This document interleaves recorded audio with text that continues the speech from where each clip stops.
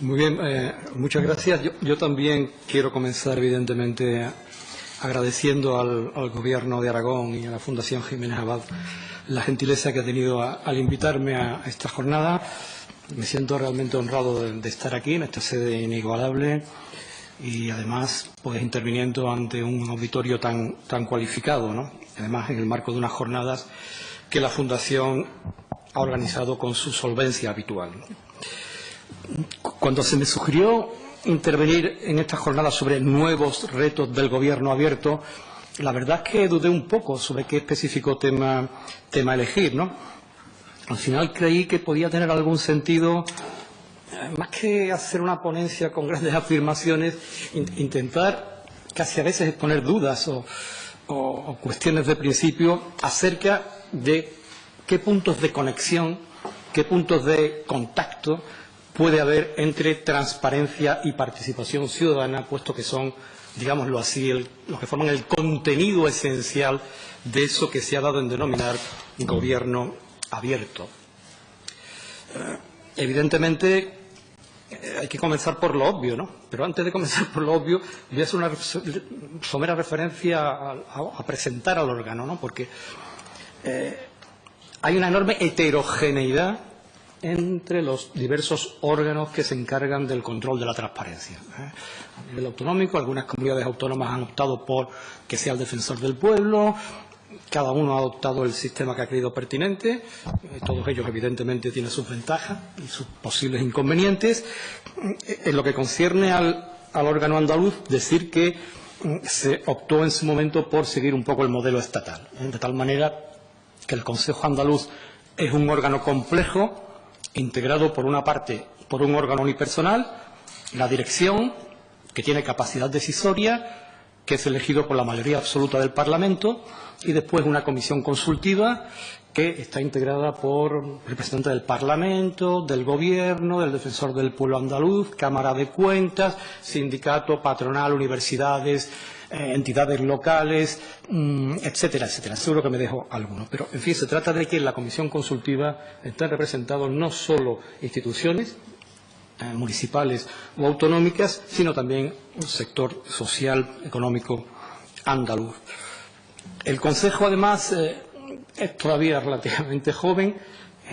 Yo tomé posesión en enero de 2016, prácticamente a finales de enero de 2016, pero realmente trabajar materialmente y tal, pues evidentemente no sería hasta abril cuando comenzamos la tarea, porque obviamente hay que poner en marcha ex novo la institución, registro, buscar personal, etcétera, etcétera. O sea que, abreviando, podemos decir que materialmente llevamos 1 año y 2 meses de actividad. Bueno, dicho esto, vayamos a lo importante que es la ponencia, ¿no? Decía que mi objetivo era intentar, ¿no?, ver qué puntos de contacto, qué interconexión hay entre transparencia y participación ciudadana, ¿no? Y decía que hay que comenzar por lo obvio, ¿no? Lo obvio es que la transparencia es el presupuesto imprescindible para que pueda articularse un sistema de participación ciudadana legítimo y verdaderamente eficaz. Esto es obvio, ¿no? La disponibilidad de datos abiertos y de calidad es la base habilitante para las políticas de gobierno abierto. En definitiva, transparencia y participación ciudadana son el haz y el en vez de una misma realidad que es el gobierno abierto. Y esto lo han tenido muy claro muchas comunidades autónomas. Hay muchas leyes autonómicas que regulan al unísono transparencia y participación ciudadana. Muchas. Son mayoría, creo yo: Navarra, Extremadura, Murcia, Valencia, Castilla y León, Aragón, Cataluña. No es el caso de Andalucía. Tenemos una ley de transparencia pública de Andalucía y todavía no tenemos una ley de participación ciudadana, puesto que en este momento se encuentra en fase de tramitación parlamentaria. En todo caso, entre ambas leyes hay reenvíos, referencias recíprocas, evidentemente. La Ley de Transparencia Pública de Andalucía ya reconoce de entrada en su exposición de motivos que uno de los fines esenciales de la transparencia es facilitar y fomentar la democracia participativa, la participación ciudadana en los asuntos públicos, y el proyecto de ley que, insisto, hoy está tramitándose en el Parlamento hace continuas referencias y remisiones a la ley de transparencia. El contacto, pues, entre ambos aspectos es evidente. Bueno, vamos a dar un pequeño paso más, ¿no? Transparencia. Como bien ha dicho Amorós, el sistema de transparencia español se erige sobre dos pilares muy conocidos, ¿no? Tenemos, por un lado, la vertiente o la dimensión tradicional, que es el derecho a acceso a la información pública. Digo que es el tradicional porque, bueno, es lo que tenemos desde las leyes anglosajonas, que yo creo que son las más avanzadas y que tienen más depurado el tema de la transparencia con diferencia. Es sencillamente, o al menos así lo hace la legislación española y tal, es partir de la tesis de que la información pública es eso, pública. Hay, por tanto, una presunción de que toda información que obre en poder de una administración pública es una información que es accesible a todos los ciudadanos. En el principio, pues, está la apertura de los datos, la apertura de la información. Solo cuando hay algún límite que permita retener la información, podrá la Administración motivadamente impedir el traslado de la información que solicita cada ciudadano individualmente, ¿no? Por supuesto, el límite por antonomasia más importante es derecho de protección de datos. Yo dije en alguna ponencia y tal que es donde realmente la transparencia se la juega, ¿no? Cómo se interpreta el alcance del derecho a la protección de datos, porque interpretado ampliamente la transparencia evidentemente queda reducida en sus contornos de una forma notable. Unos datos. Decía que llevamos un año y pico de funcionamiento y os voy a dar los datos de este 2017. Hablo de reclamaciones en materia de derecho a acceso a la información pública. En el primer trimestre, 72 reclamaciones. En el segundo se ha elevado a la cifra, para mí, astronómica de 250. Es decir, que en el primer semestre tenemos 322 reclamaciones por derecho a acceso a la información pública. Créanme que, por lo menos, esto ha superado con creces las expectativas que yo tenía y hoy por hoy estamos, lo voy a decir, casi al borde del colapso porque no estamos capacitados para sacar tanto papel, 322. Por las razones que veremos, además, más adelante. Ese sería el primer pilar, el pilar tradicional, derecho de acceso a la información pública, y el segundo pilar es el tema de la publicidad activa. Es bien conocido. Sencillamente, en virtud de lo que impone la ley, norma básica estatal y la ley autonómica correspondiente, pues cada administración en su portal tiene que colgar una determinada información. Este es el pilar que a mí me va a interesar en relación con la participación ciudadana a desarrollar ahora, ¿no? El tema de la publicidad activa, porque es donde yo creo que se van a plantear, al menos barrunto yo, en relación con las competencias y funciones de las autoridades de control de la transparencia.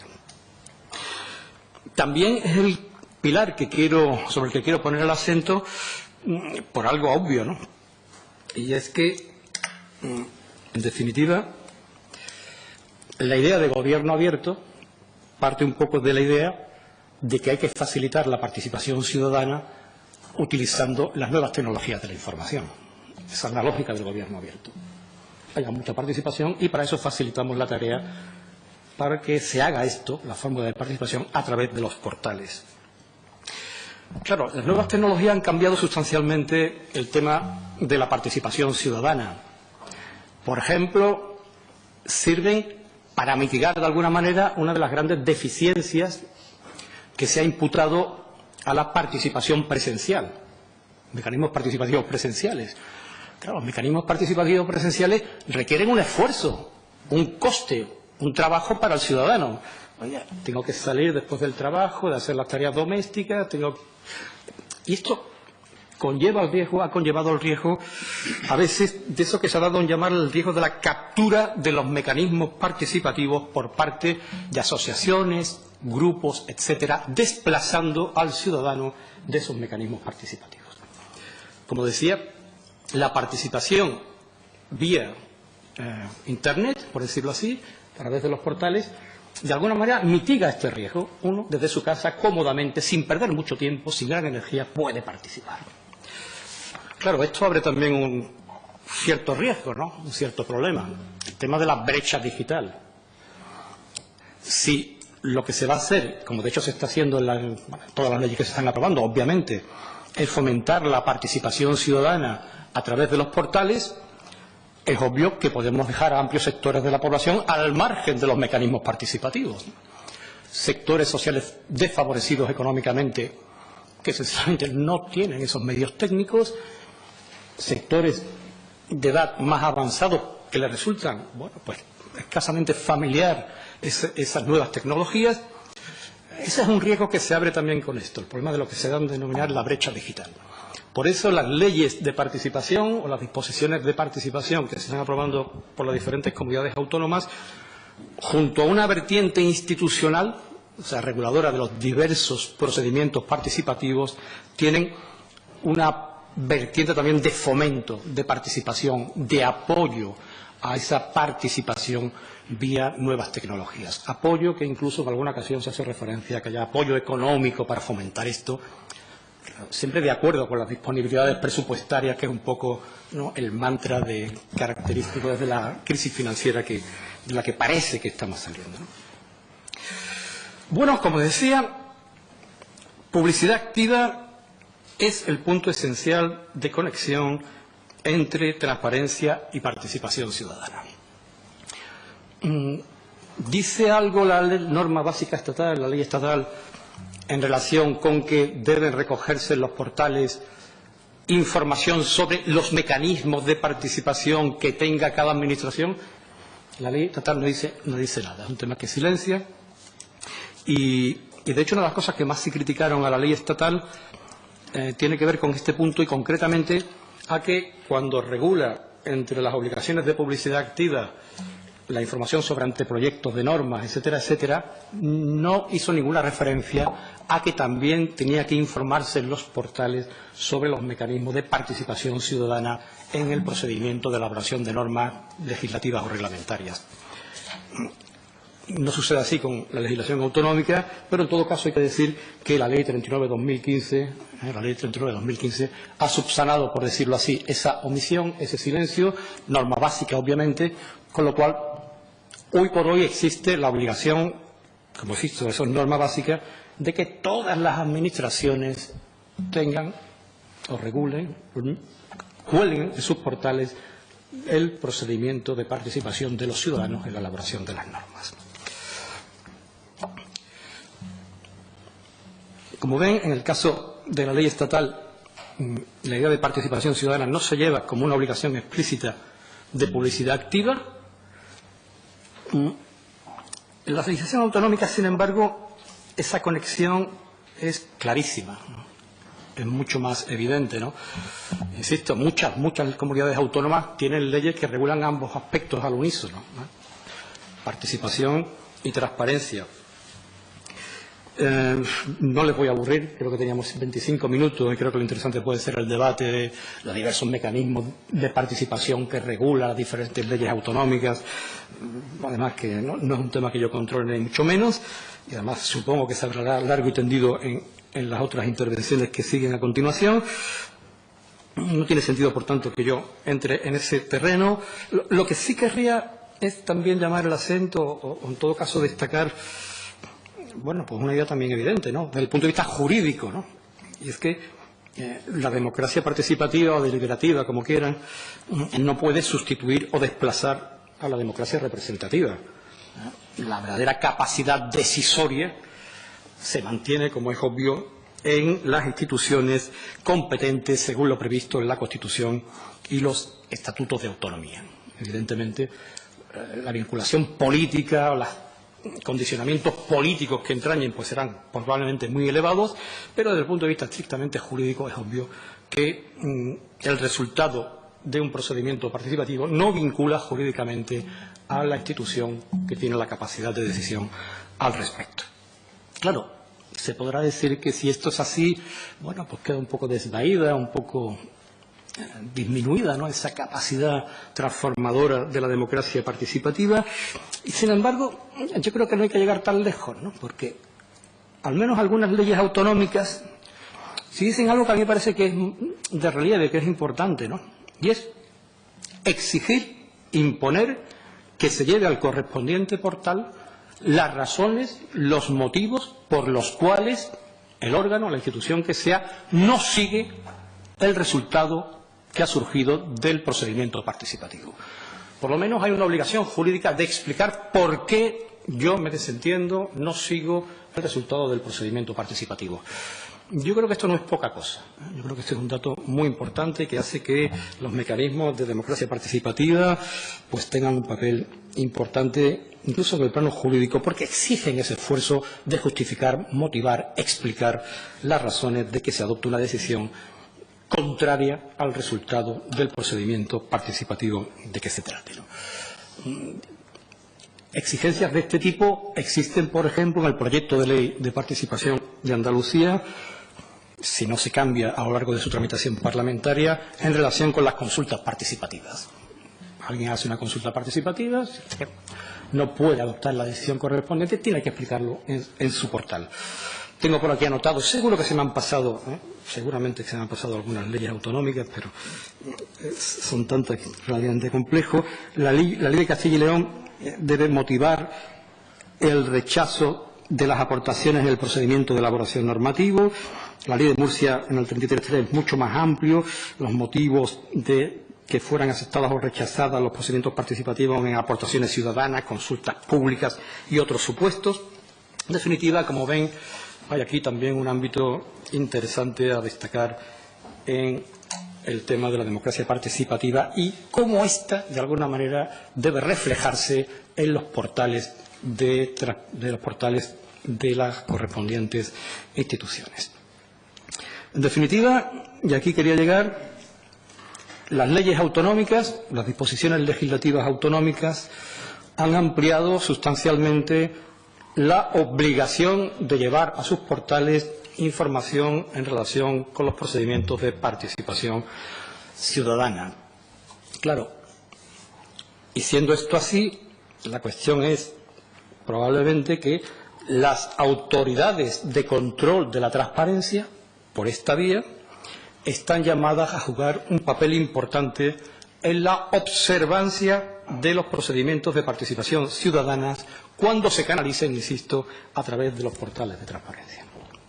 Por tanto, de forma un poco inopinada, inesperada, resulta que quizás también las autoridades de control de la transparencia pues tengamos que ver si en efecto se cumplen esas prescripciones normativas que obligan a que los mecanismos participativos tengan eco y se reflejen en los correspondientes portales.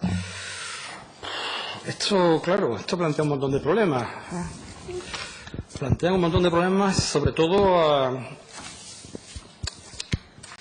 Andalucía, ¿no? Por las razones que ahora voy a decir. Tenemos un sistema de transparencia relativamente singular, bueno, relativamente singular no, bastante singular a mi juicio, en relación con el control de las obligaciones de publicidad activa. Porque, como regla general, todos los órganos de control de la transparencia, pues, tienen la capacidad de efectuar un control de oficio de las obligaciones de publicidad activa.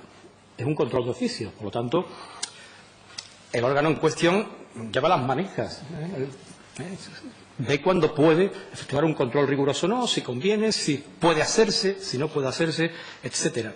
Sin embargo, en el caso de Andalucía, caben también denuncias de particulares y entidades. Cualquier ciudadano que va a su ayuntamiento, a la administración autonómica o a la universidad y comprueba que le falta alguna de la información que debe estar colgada en el portal, puede acudir a denunciarlo al Consejo de Transparencia y Protección de Datos de Andalucía.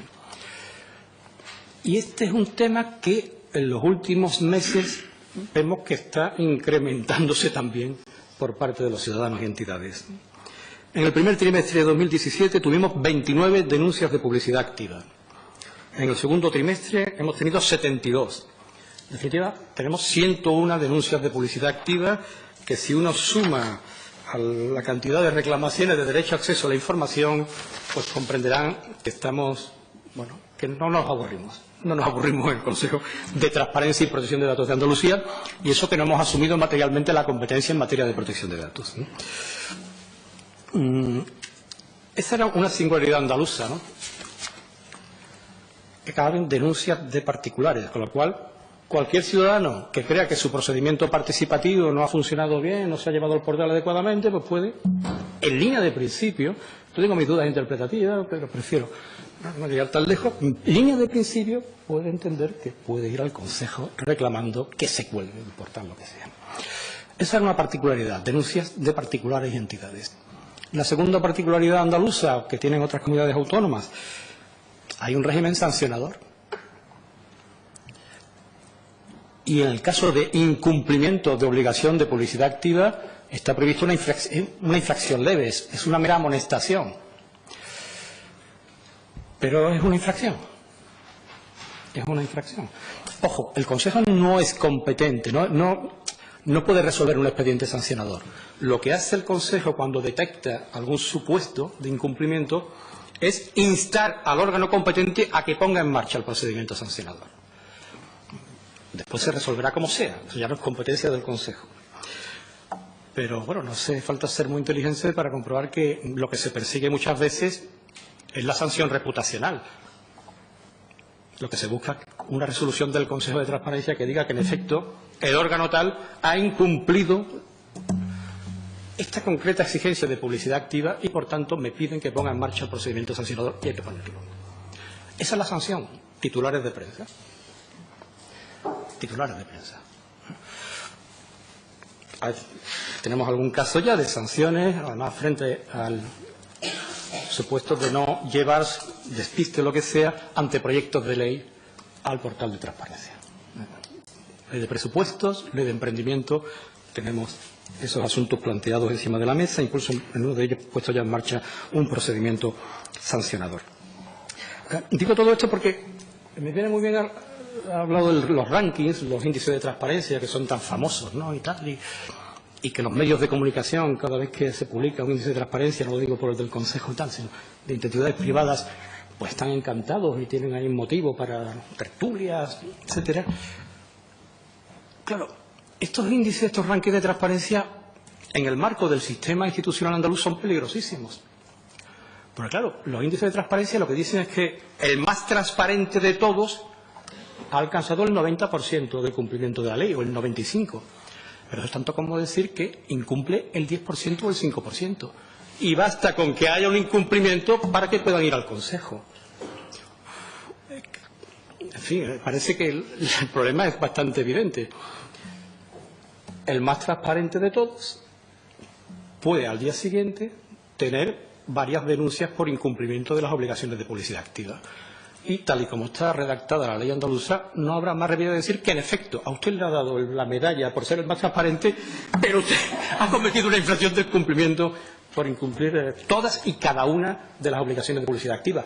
Porque lo que exige la ley no es que se cumplan el 90%, el 80%, el 20%. Las leyes todas, que se cumplan todas y cada una de ellas. ¿Que se le ha ido la mano al legislador? Pues a lo mejor sí. Pero esto es lo que dice la ley. Y por tanto, yo cuando veo un índice, no digo por el Consejo, sino por los índices de transparencia de entidades y tal, francamente me plantea muchos problemas porque digo, esto es casi una invitación a que un vecino diga, así pues voy a denunciar lo que no cumples, ¿no? Por tanto, como ven, es importante atinar con un buen diseño institucional, porque a veces, cuando empieza la realidad a funcionar y la práctica, pues se plantean unas montañas de problemas que, lisa y llanamente, son muy difíciles de anticipar por adelantado, evidentemente, ¿no? Bueno, por mi parte nada más, espero no haberos aburrido más de lo estrictamente necesario y nada más.